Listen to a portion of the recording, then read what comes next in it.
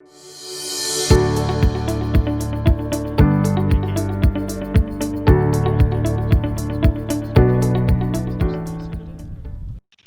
welcome everyone. We're just going to have a quick look at last year's results and then briefly talk about this year as well. So these are the main results of the trial work that we did, that Anne took the soil samples for, and you guys, well, some of you guys sowed the P and N rates. And the main objective of this trial is to get a closer look at phosphorus, because we know, well, we do a lot of soil testing, but it's very difficult to get a consistent response to P application. And you probably remember that during the millennium drought, many of you dropped your P rates quite often down to half rates, and even quite a few farmers I knew didn't use any P.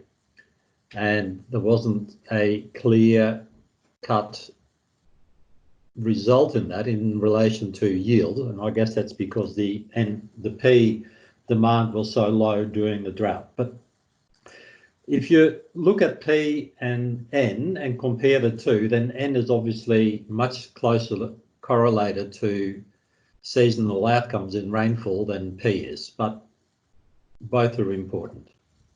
Now we're also going to have a look at some chicken manure trials that Jared put in, which are actually really interesting. And we'll be looking at the trials at Jared, Carl's and Tyler's.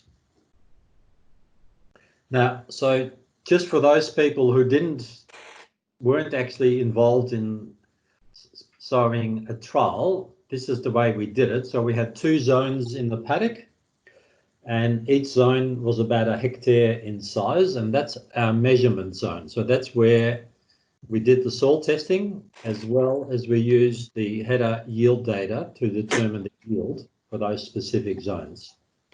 Now, in this picture, zone 1 is at an angle because that's following a sand dune, but normally they are just horizontal, perpendicular to each other at the same shape, but just a little bit different for this one. Now, within each zone of, like I said, about 1 hectare, we took 6 deep end cores, which were segmented in the normal 0 to 10, 10 to 30, etc. And at each of those end cores, we also took 6 topsoil Ps. So 36 topsoil Ps in total and 6 deep end cores. So intensive soil sampling. And what we've found in previous years is that taking 6 samples across a paddock might give you a good feeling, but actually these results are all over the place. And as a lot of farmers are starting to do precision seeding, so seeding by zones, it's really important to have a closer look at the soil test methodology, how many cores you take, rather than just assuming that a couple will do. And I even saw some trial work done in the Mallee last year where people took 2 cores in the paddock, and that's in the Mallee paddock. Well, I think you could almost stay at home and not do it. So just having a quick look at Jared's trials. So the picture on the left is an NDVI taken at the end of July. And I've put in there the low zone and the high zone where the soil sampling took place. And on the right-hand side in that table, we've got the different rates of MAP and urea that Jared applied to those strips, as well as the manure. So there was 4 tonne and 2 tonne and 1 tonne of chicken manure applied. And with MAP, it was a 0 plot, 40 was the paddock rate, and then we had double the paddock rate, so 80, and urea was 60 is the farm rate or the paddock rate, and he also put in a 0 and the 120. So even though those numbers may look a little bit confusing, they are actually, so every treatment, every P treatment and every N treatment is in there by itself. Now, luckily, Jared did something a little bit nifty, is that he calculated the whole length of the header run and worked out the tonnes produced over that single header run. And you can see those in the fourth row. So on the 0, he's got 8.3 tonne, and for the 20 MAP, 9.4, and 80 MAP, 9.8. Now, if anyone's interested, we'll share this overhead anyway, so you won't need to worry too much about the numbers. You can always have a little look later on. But so that's one way of looking at the trial data. Now, the other way is we also obviously decide on where we have those trials based on previous crop types as well as on MDVI during the season. So, and that's just some pictures to get to see what the responses are in relation to the different treatments. And now you can see as the season progresses, well, even from the 13th of July, you can see that blue strip coming a little bit on the left-hand side, on the eastern side. And that is very pronounced especially in October, but also in the wheat yield. And we'll talk about that in a minute, what treatment that is. Now, just briefly showing you how we do it. So this is an example of a single strip from right across the paddock. So we plot the yield for the whole of the run, and then we identify where the zone is, and well, each of the zones, so zone 1 and zone 2, and they are marked with those little circles. So that's relevant for the next slide. So this is 9 units of P, and then when we put 18 units of P over the top in blue, you can see the huge difference in response on different zones in the paddock. So on the left-hand side, there is very little difference between 9P and 18P, whereas on the right-hand side, so that's on the sandy soil, there's actually quite a big response. So this is just gives you a bit of background on how we're doing the analysis. So the statistical analysis are always done in where the zones are, not for the whole paddock run.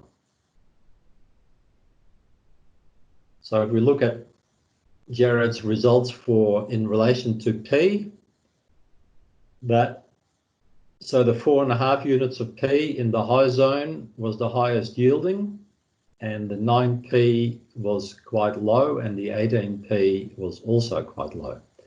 And this is just demonstrating the difficulty that we have in a lot of the responses to fertilizer. And together with the other people in the project team, so that's primarily Sean Mason from South Australia and CSIRO, we're trying to get our heads around why we're getting such different responses in some paddocks in relation to this. Well, N inputs I think we can explain, but P input differences are quite extreme in some paddocks, and I'm not sure that we've worked out yet the reason for that. So on the right-hand side, you can see the P rate yield response in the low zone. And once again, it's extremely variable. And you've got to remember that these strips are right next to each other, and the header runs are also quite close together. So it is surprising how much variability we're getting in some paddocks over 100 metre of zone. So it's not the whole paddock, this is just 100 metres, so within the zone. Jared's on now. Hello, okay. Jared. We started without you, but this is your paddock. Harm, could I ask a question, please? Yeah, of course. So is that the two soil types together, like the sandy loam and the clay loam high zone, and the sandy and the clay low zone? Is that? Yeah. Or is this one particular soil type? That was no. So the high zone is one soil type, okay, and low zone is another soil type. So yep, we're not mixing. So the whole idea is that we have an individual zone, Yeah. And the high and low is based on the previous or the historical yield that the farmers think that goes in the paddock. Okay. Good. There's yield maps available which based on that, and otherwise we use the farmer's knowledge of the paddock to base the high or the low on. So we use. But you've got to remember that we've got individual soil test results for each of those zones. And we'll talk about that in a minute. Okay, thanks. We used the 2018 canola yield map to decide where we were putting that trial. So this is the same trial that the group went to with Declan McDonald and a couple of other times. And we went there, I think, just after soil sampling as well. So. Okay, now a little bit of detail here, and that's hard to get your head around, but you can always look at it later if you want to. So we've got the loamy soil, which is the high zone, cobalt P of 16, DGTP of 17, and that shouldn't be parts per million, and 47 for the phosphorus buffer index. Now the phosphorus buffer index has an impact on both Colwell as well as on DGT, because that is the calcium that is in the soil that's actually binding the phosphate that you guys are applying when with MAP or DAP or whatever fertilizer you're using. Now, Sean Mason has probably done the most work in phosphorus across Australia that I know, and he has developed a Colwell responsive test and a DGT responsive test based on the Colwell test, the DGT test, and the buffering index. And for this particular trial, each of the zones is highly responsive in relation to fertilizer. Okay, so the more fertilizer you apply, you should get a better yield, because it's very high in the phosphorus buffer index, meaning that a lot of phosphate is being tied up. So in that little table down below, we've got the 0P, 4.5P, 9P, and GR stands for grower rate, and then the 18 units of P, and we've got an inexplicable result here, which is the 4.5 units of P yielded by far the highest, 3.7 tonne to the hectare. And you saw that in the previous slide where the 4.5P was yielding higher throughout. Now, so the whole reason for this trial and this project, we've got over 600 paddocks in Victoria and South Australia that we're looking at in this project. And half of those have got these strip trials to get a much better handle on what does the Colwell P test and what's the DGT P test actually mean in relation to responsiveness. But here I can already see that there is a difficulty in interpretation, because both zones should have been highly responsive to phosphorus fertilizer, and the results here is showing that that may not be, well, it wasn't the case certainly last year. Now, if you look at the low zone, where in actual fact, because the PBI is so much higher, 140, there should have been even more response, and in this case, that was quite responsive. So there was a significant difference between, there's no significant difference between 0 and 4.5 units of P, both yielding 2.4, 2.5, but a significant increase when you go to 9P or 18P. So of about half a tonne to the hectare. So it worked in one zone and not the other zone. And that is the joy of doing trial work and trying to explain it in a sense that, well, in something that makes sense in the longer term. And because we've got so many paddocks in the trial, we are pretty confident that we will get a much better handle on how to interpret the phosphorus test in relation to yield responses. Jared also had end strips.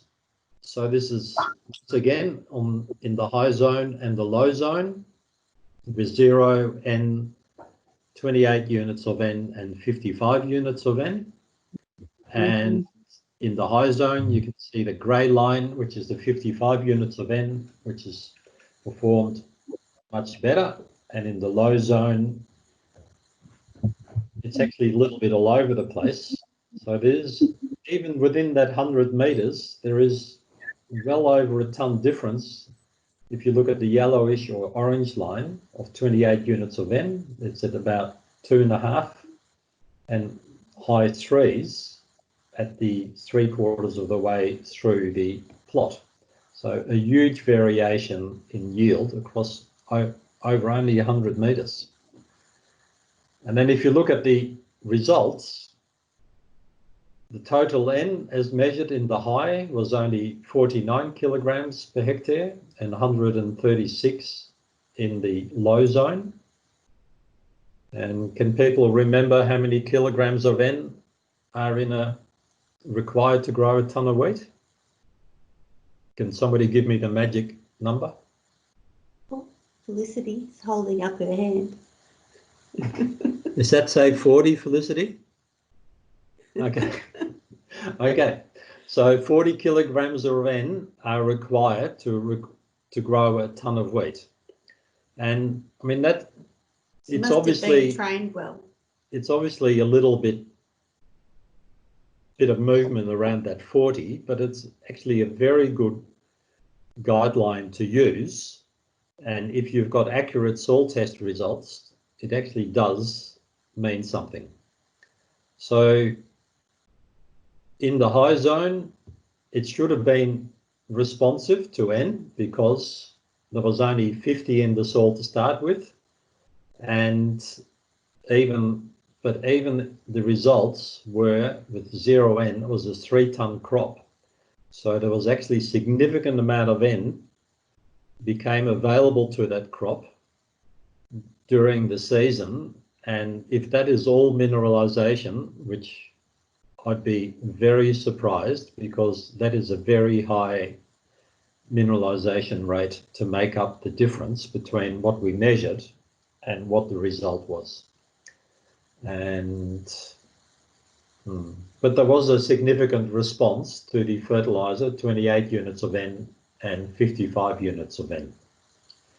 And in the low zone, there was no significant difference between those responses. So that's to be expected. But what was unexpected to me is how well the 0 N yielded in relation to the soil test done preceding. The manure trials were really interesting. So this is not across the zone. This is right across the whole of the length of the paddock. The blue line is the 4 tonne of manure. The orange or dark orange line is 2 tonne. 1 tonne is the grey, and paddock control is the sort of brighter orange colour. And you can see that the 4 tonne stands out significantly in terms of yield across the paddock, even though there was still a lot of fluctuations across the paddock, but overall it was quite significant. And if you prefer to look at that in a bar diagram, then it's here. So the paddock fertilizer, so no manure yielded 2.9 tonne, 1 tonne of manure just over 3. That wasn't significant difference. 2 tonne was 3.5. 2 tonne of manure was 3.5 tonne of, 3.1 tonne of wheat, which was a significant difference between 1 tonne, and 4 tonne of manure yielded the highest at 3.3 tonne to the hectare. So, and I would expect that this year, 2020, that effect will be carried through, because manure obviously takes a lot longer to break down to available nitrogen to the crop, and I think we'll see that response again in the paddock. And do you know what Jared's putting in the paddock this year? Jared's on, so Jared, can you just unmute yourself? And if you're there. Maybe not, doesn't know how to do that. Oh, sorry, can you hear me now? Yeah, we can. What- Yeah, so there's peas in the paddock this year. Okay, so we may or may not see a difference. What's in Field peas. Well, field peas, in terms of dry matter, I would expect that the high manure will still show up this year. Whether that is carried through in pea yield is something different, but I'd expect there to be carry over, because in all the manure trials that we've seen, and especially in South Australia, they're doing a lot of manure trials, there's always big responses. The problem is that the cost of the manure is so high, unless you've got if you've got access to either cow manure or chicken manure nearby, the transport costs are quite often prohibitive. And that's why it becomes difficult. Would you expect other nutrients to be impacting on that yield as well? Like, I mean, was it chicken manure? So would there be some phosphorus interactions happening there? Yeah. So Yeah, we did get the manure tested. I can't remember. It was it is somewhere, isn't it, Anne? Yeah, I've got that somewhere. I haven't got it right. we haven't got it open, Jared. It's not in the talk, but I can add it in, and then when we share the PowerPoint, people can look up what was actually in the manure in terms of kilograms of different nutrients.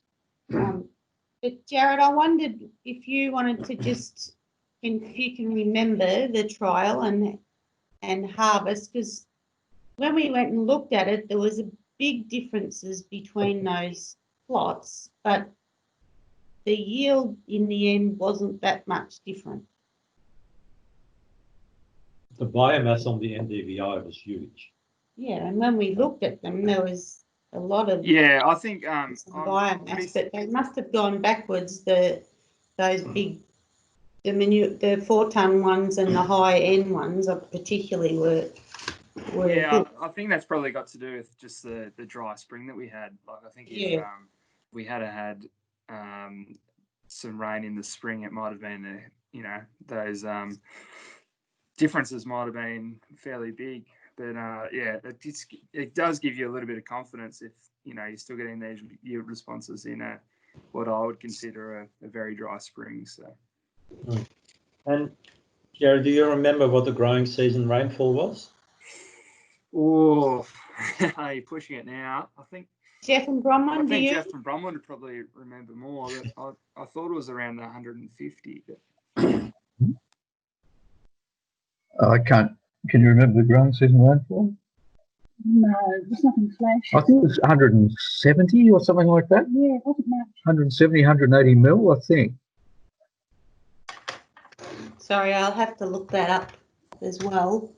Does anyone else remember what it was? Last year's growing season rainfall?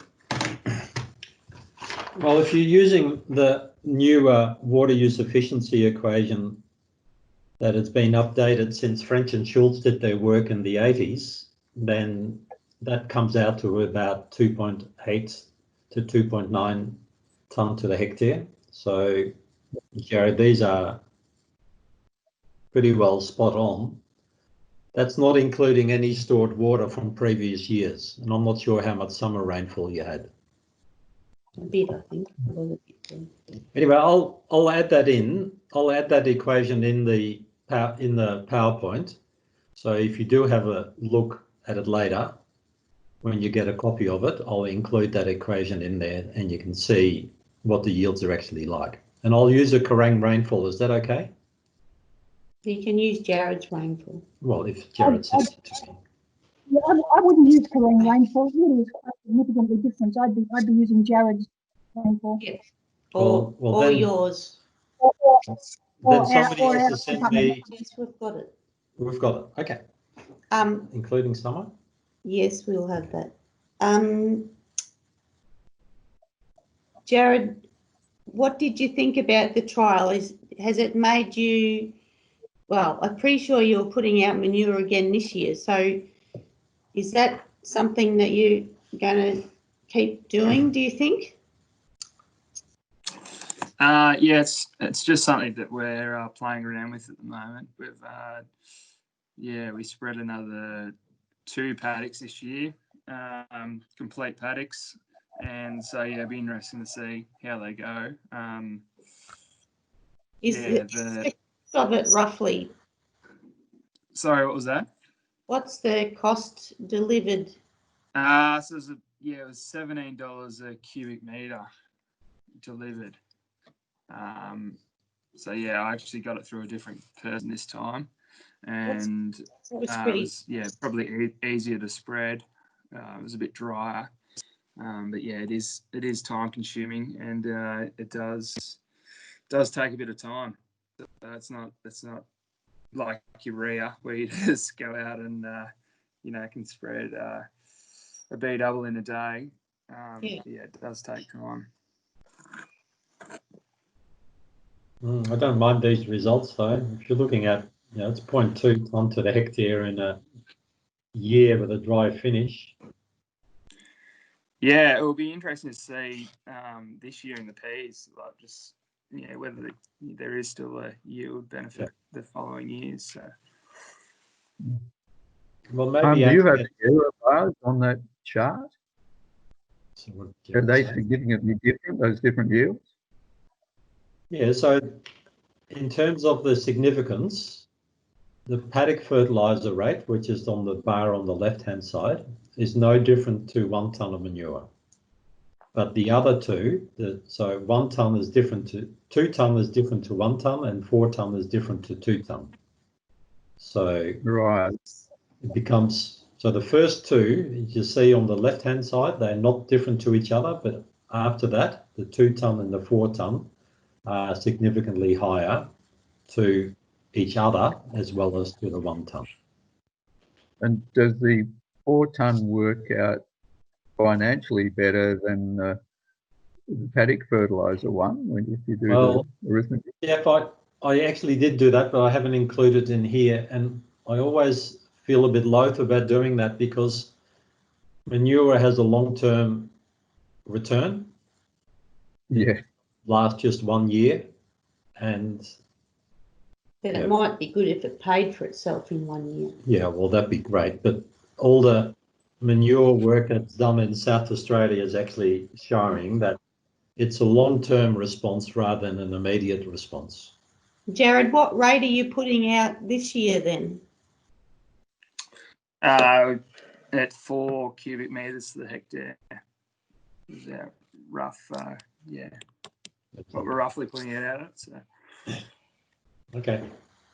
How many tonne do you reckon that is? It is lighter. I don't know. It might be 2 tonne, 2.5. Yeah. Jared, you leave a control strip on? Yes. Oh, you did? I think so. Well done. Well, yeah, sort of. Yeah, so it should be able to see hopefully. Out a bit.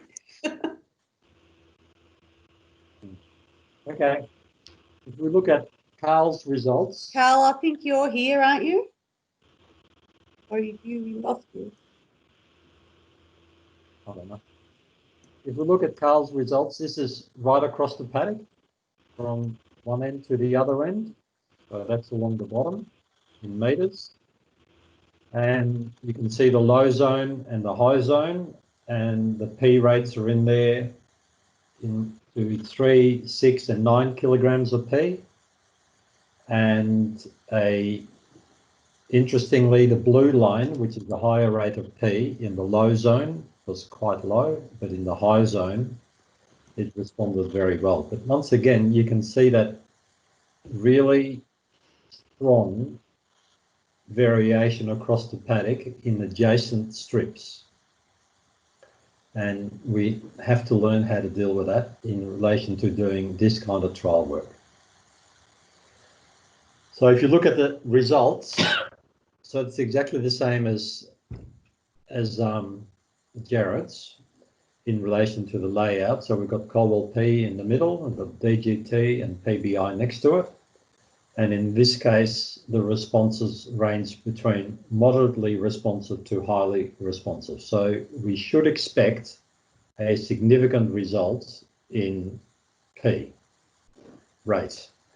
In the high zone, you can see the 9P yielded 2.5 tonne to the hectare, which is significantly higher. It's got a little star next to it as compared with 3 and 6.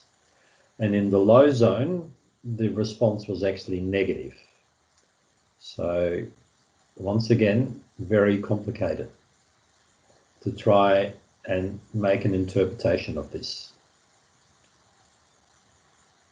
Now, total N, there was 97 kilograms of hectare in the high zone, total N at seeding and 67, and there was no response to urea being applied in the high zone or in the low zone. They're all yielded roughly the same.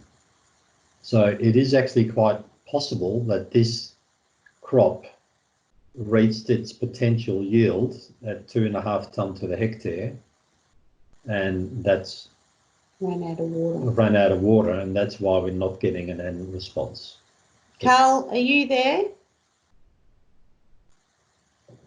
No. I think Carl's might be.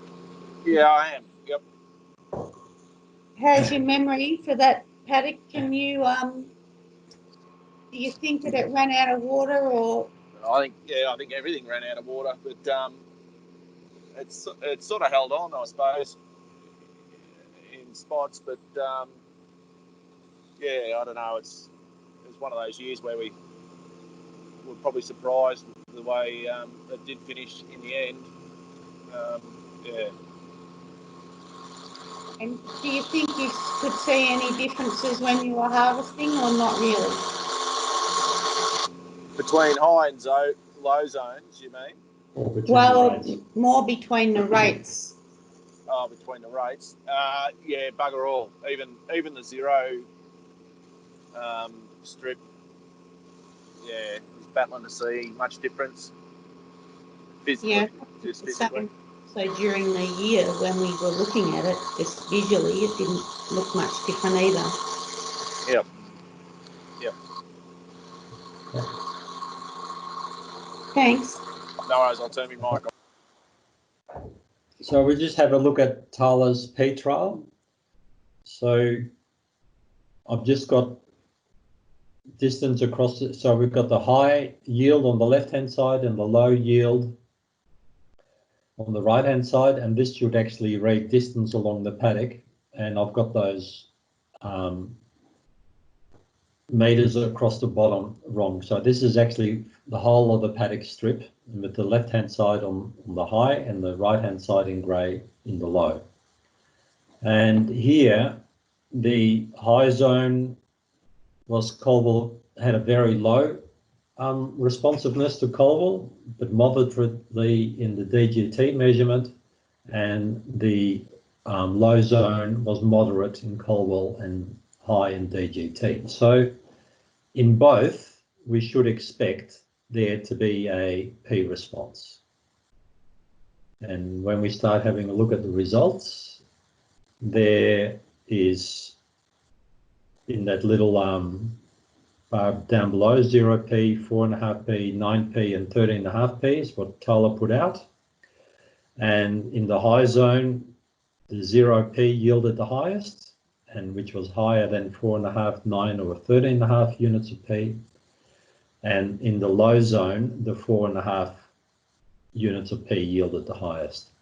So I also think that in this paddock, that sort of 1.8 or 1.7 to 2 tonne to the hectare probably was the water limited yield.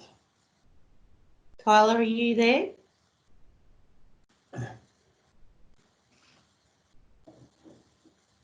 I think he's gone to sleep. and that also shows in the... Yeah, Sorry. We can. Yep. What did you think about that paddock?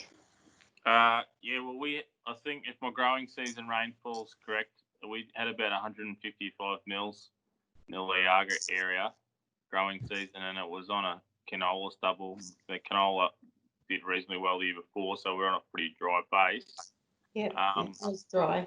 Yeah, I could see early on in the season, I could see the zero, like I could visually see the zero P, and I could also see the zero N later on after the urea spreading. But in terms of the trials, in terms of the finish, a lot of the wheat tipped, like from moisture, I'm guessing. So yeah, it definitely hit a wall moisture-wise, which would have distorted, it would have just distorted a few of the end results, I suppose, if that makes sense. Yeah. So, Jared, I'll just quickly, Tyler, I'll just quickly calculated out the potential yield based on that growing season rainfall, and it's about 1.8 tonne to the hectare. So, and that's essentially what you're getting across the trial as well. So it's also what Anne told me I was probably going to get right at the start of the season when she did a yield profit on her, and I was disappointed. And I said, no, it'll go better than that. Oh, we should have had that picture. Yeah, we should have got that. I forgot about that. Okay, so these are the trial results which the group did last year, and I guess overall, you're on camera. Sorry, overall it's confusing to some extent, but when you look at the season potential, it starts to make a little bit more sense. And when I looked at some of other sites, such around Birchip, where the yield potential was significantly higher because of the high summer rainfall, there was actually some much more significant results, especially in relation to N. So it does require more work, but I think we're probably on the right track in relation to nitrogen management if we consider that we need 40 kilograms of N to produce a tonne of wheat, and then setting a realistic target at your application of urea, which generally I expect you would do at growth stage 16, which is at the end of tillering, and a top-up has to be done at flag leaf and no later than flag leaf, especially in our conditions, if there is a really good seasonal forecast, such as currently we're having for Victoria or for the south anyway, based on the IOD, but we'll know a lot more at the end of tillering, which will be sometime in the middle of July to late July this year, if your crops are in the ground now. So but that's for the second application. The first application can come at the end of tillering, which is growth stage 16 or growth stage 30, which is probably sometime late in June. What are the crops at the moment, the early sown wheat, for example?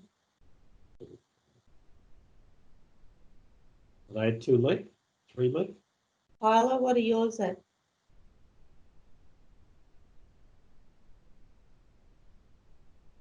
Oh. There he is, he's back again. I can't hear anyone. Tyler, we can't hear you. The earlier sown wheat and barley is tillering, and the later sown wheat and barley is just that emergence for us. We only just finished sowing some stuff, so we have a pretty big spread. Was the early? What's that? How early was the early? End of April, I suppose. Okay. So if it's tillering, if it's only got 1 tiller, it's probably at growth stage 13 or 3 leaf. So it's somewhere between 3 and 4 leaf, which if you planted at the end of April, early May, that's probably spot on in the first week of June. So yeah, it's about 10 days per leaf at this time of year. Okay. So I'm going to send a report out for all of these trials. Yep. Are we going to do the continuous week? Yeah. Is that the next thing? Yeah.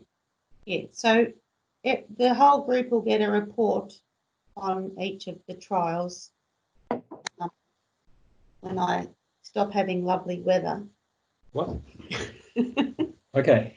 Are there any other questions from anyone about those ones, Hiram, before you move on to the next one? Okay. If anyone's got a question, sure, of course.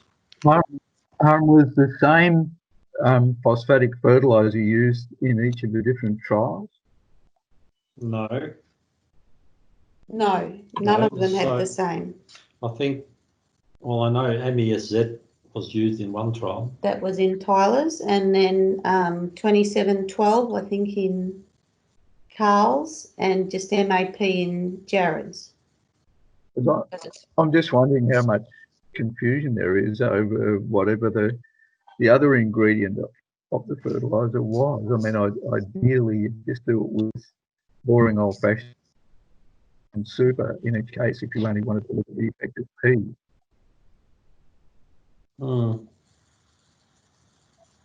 have to think about that, Jeff, because I appreciate that one of the fertilizers had zinc in it, and if paddock is low in zinc, then obviously that will have an effect. But I would have thought that by now, things like zinc deficiency should, well, it's not really, if I look at all the tissue test results, and we do actually have tissue test results for all these paddocks, and I'll go back to those and I'll include that in the report, but I don't recall seeing any tissue test deficiencies in any nutrient. But No, I'm just thinking a nasty. The none.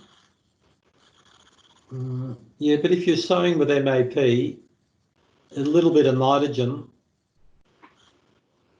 but Jeff, some of the 0N plots yielded the highest. So, or 0P actually yielded higher than the other ones. So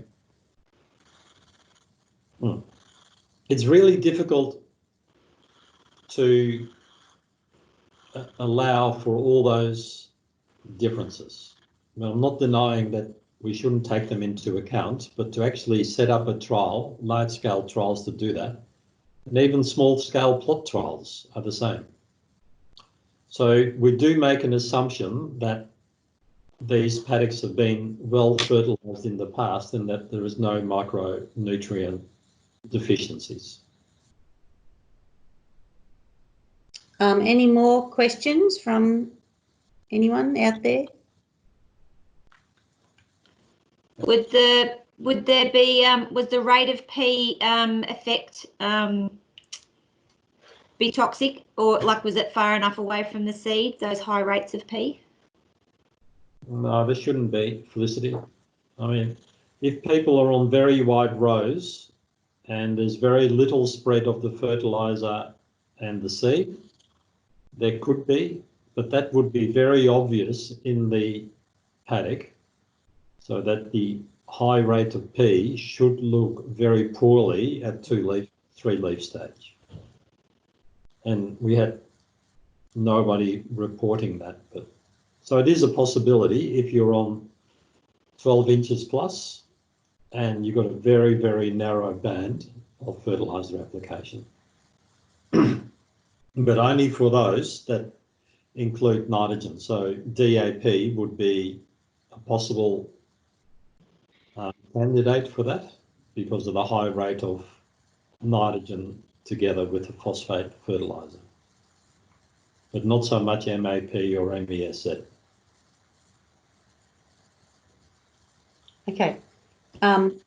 So as part of our soil testing with the group this year, we also took the opportunity to soil test Jeff and Bronwyn's continuous wheat paddock, where they've grown continuous wheat for 20 years, I think. Is that right, Jeff and Bronwyn?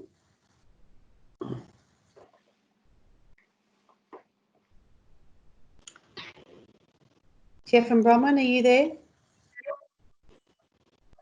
welcome. Yeah. Oh, hello. Yes, I think we're back again. Oh, sorry, we're having a little snooze. Yeah. We've been Malcolm Turnbull that just dropped out completely. Oh, sorry. I just No. said we're just going to look at your continuous wheat paddock that we soil sampled this year, and it was for 20 years. Is that correct? Yeah. Of that order. Yeah. More? Did Bronwyn say more? Oh, more, did you say, Bronwyn? I said of that order. I can't remember exactly how many Yeah. years, but it's over 20 I think it's slightly over 20. something like that. Of that order. Okay. Well, it probably doesn't matter whether it's 19 or 21, but because you are breaking the cardinal rule in cropping, which is rotations, and I think it's a fantastic demonstration on where some of our perceived results or our thinking can actually be quite wrong, because, I mean, to grow 20 years of continuous wheat, we should see a rundown in nitrogen, we should see a rundown in organic matter, and we should see lots and lots of effects which should be negative to the rotation, and especially in relation to crop diseases. So if we have a look at the continuous wheat on the left-hand side and an adjacent paddock, which is in a normal rotation that Jeff and Bronwyn used to run on that paddock, then in terms of soil chemistry, the total N in the continuous wheat, that's soil N, was 58 kilograms, and in the rotation 46, so they're roughly the same. Cobalt P 20 parts per million and DGT 27, and that's actually slightly higher than the rotation paddock.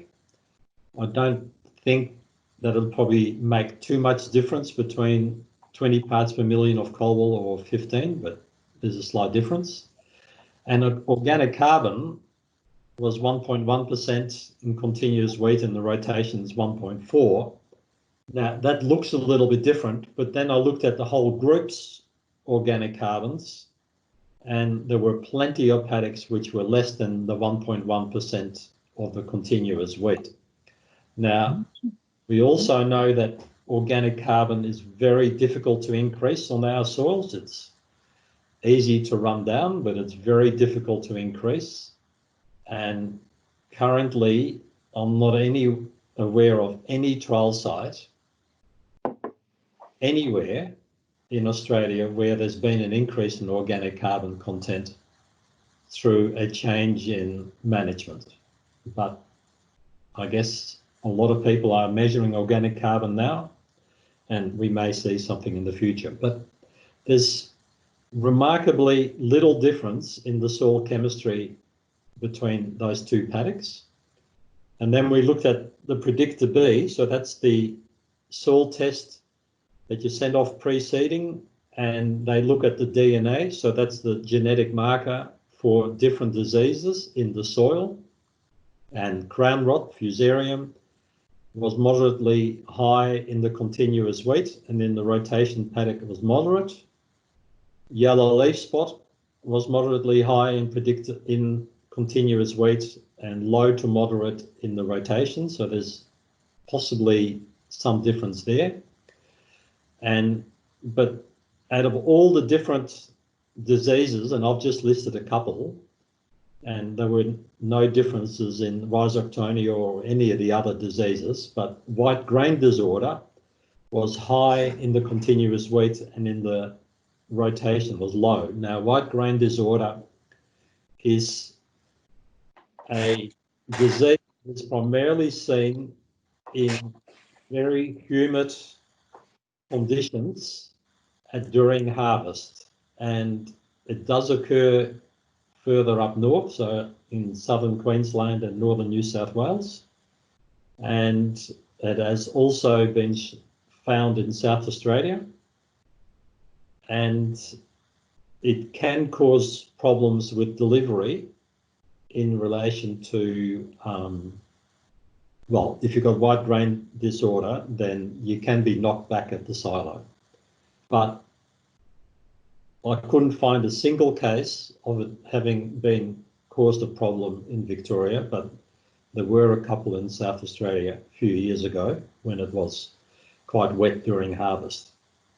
So, Jeff and Bronwyn, I find this a really fascinating comparison, and hopefully one day when you guys have a bit of time, then if you could have a look at the long-term yields between the continuous wheat and the rotation paddocks, that'd be fascinating, because it'll be really interesting to compare how well the continuous wheat has performed. And from discussions with both of you, your feeling is that the continuous wheat yields haven't been any different to the rotation paddocks. You still feel that?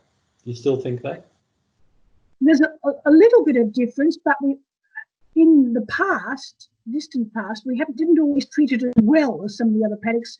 So sometimes it didn't get nitrogen when it should have had. And so that's a bit confounding.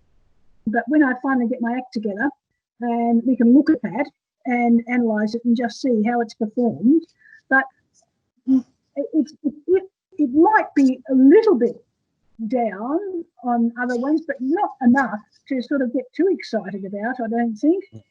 And we have to, one of the main issues is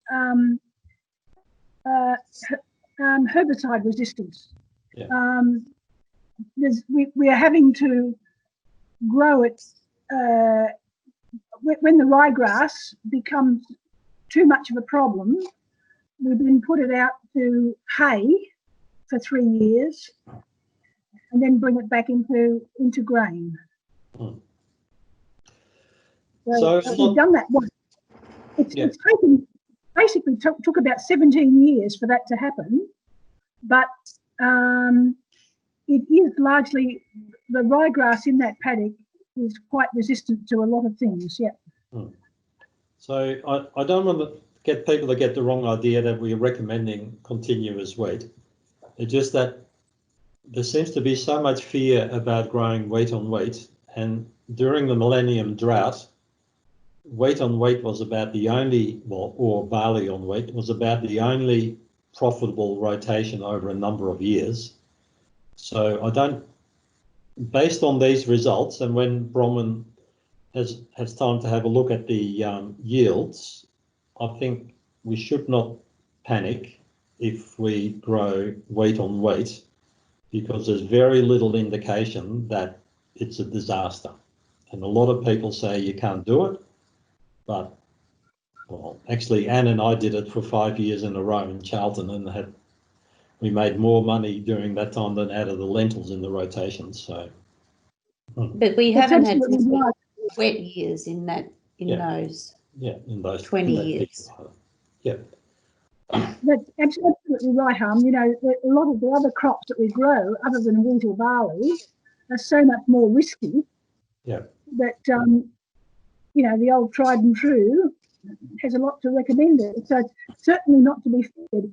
The only thing I can't remember, I've seen some work that the first 1 or 2 years can sometimes be a bit of an issue, but I don't remember it being an issue with us, but I haven't looked.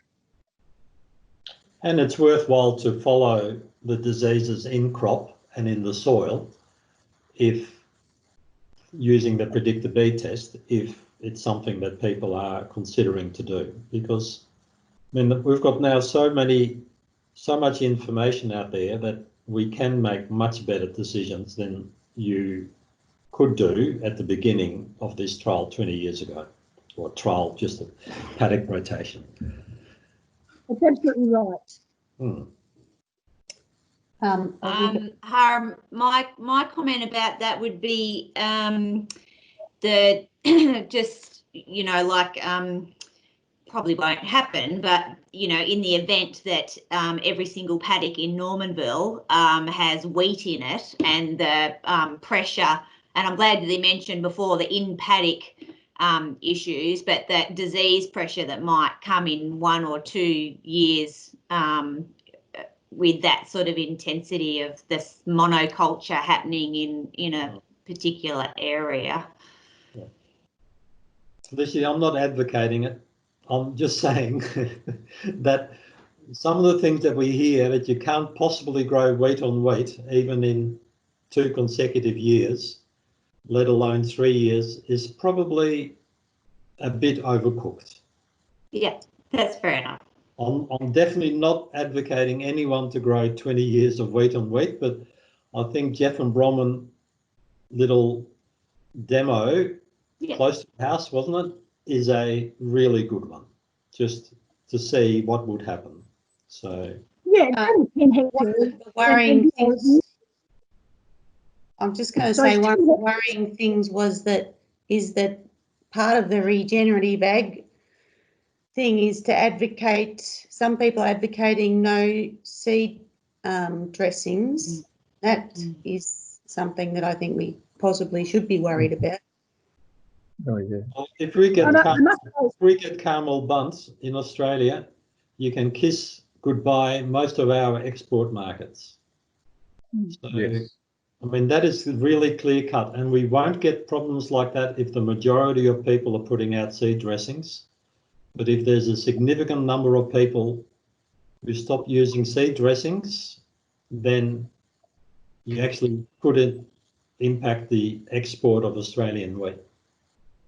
This worries me more than anything because, you know, it's a bit like vaccines, and if you keep vaccine numbers high in the population, the chance of a breakout is low. And if a significant number of people stop dressing their wheat, then we will find that we'll be totally up shit creek, because there'll be all sorts of issues with a lot of those things that will be causing a problem and mutating when we've had it nicely in control for so many years.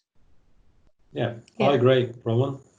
So just one quick thing, 2020, we've got a P&N trial at Ashton and Beck's, and well, I mean, there's a lot of data there, but you can see the total available N on the right-hand side is pretty high, 270 kilograms of available N in the low zone and 151